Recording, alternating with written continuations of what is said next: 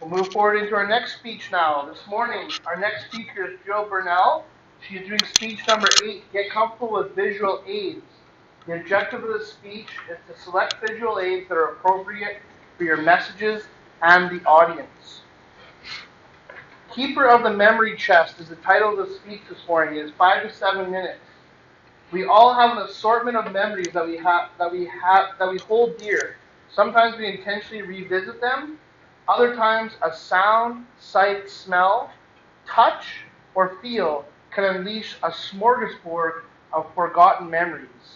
Either way, your memories are like a mental time capsule and can help define us, balance us, remind us, and guide us.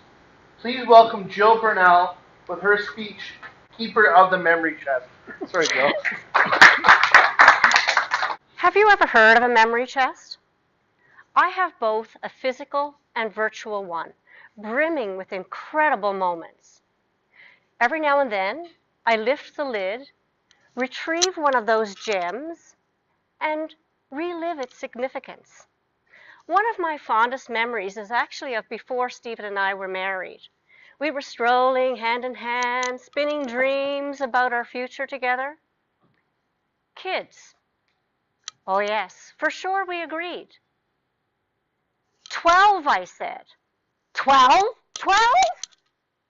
Already a wise man, Stephen knew to say no more. Child development specialists are a dime a dozen. Even Shakespeare offers tidbits of what to expect in his 7 stages of man.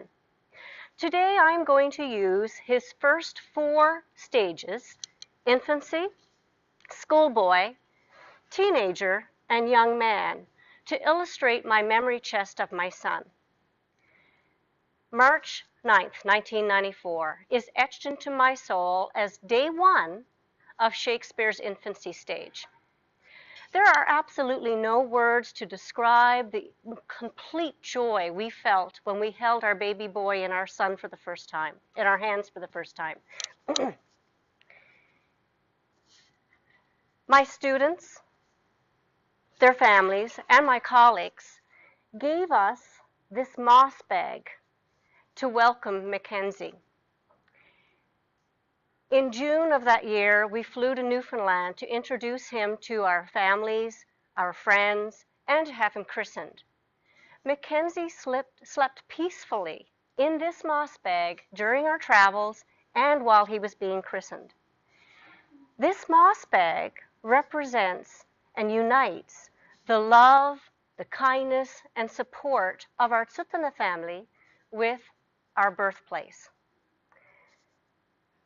There is no end to the number of memories I could talk about, from first steps, first words, first tooth. I could go on and on about this stage. Mackenzie stepped through the schoolboy stage on September 7th, 1999, when he strolled through his kindergarten door without even a backwards glance. And so it began.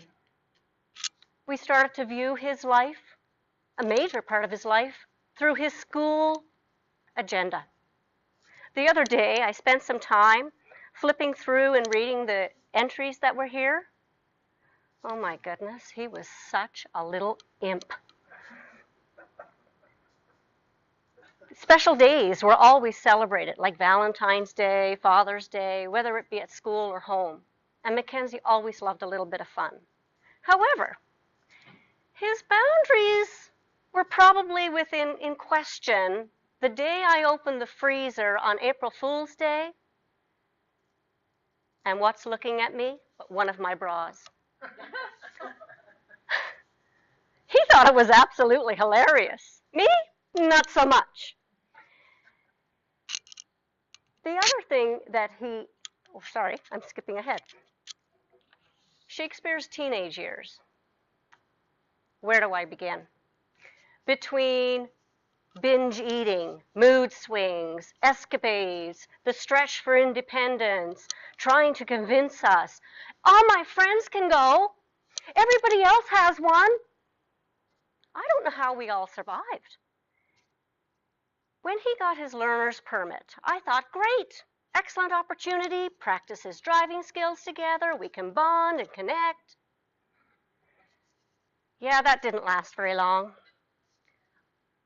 His jerking of the steering wheel, his stamping on the gas pedal and the brake pedal left me with extreme motion sickness. Thank goodness Stephen took that job on. However, that stage also saw him have his first job as a soccer referee. It was so cool watching him run down the sidelines in his official jersey. Today, Mac is currently working through the young man stage. I am in complete awe of how much he has evolved. He is kind, generous, loving, faithful, honest to a fault. He's a Red Seal journeyman welder. He's an avid outdoorsman and a friend to be depended on. A year ago, November, his eye was captured by a delightful young German lady. Yola is the yin to his yang. It's kind of funny how we found out he actually had a girlfriend. After supper one evening, after a lovely visit, he asked if I could cut his hair. Apparently, Yola was in Toronto meeting her sister and had suggested maybe you should get a haircut while I'm gone. Naturally, I asked, is Yola your girlfriend? No. I pondered that for a few seconds and then said, you know, if she asked you to get a haircut and you're actually doing it, albeit from your mother, you have a girlfriend. Today, Yola is currently in Germany, preparing to enter her nursing studies. On March 31st, they will rendezvous in Thailand for a 4 to 6 month travel bonanza. Their plans are not written in stone. However, for sure, Mac is going to be spending more time in Germany than Canada in the next several years. I look forward to creating new memories from Shakespeare's list.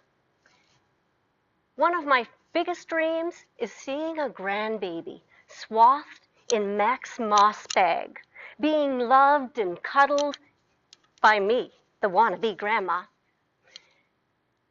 One thing for sure, I will continue to be the keeper of the memory chest. It will expand, and I will continue to sift through the treasures.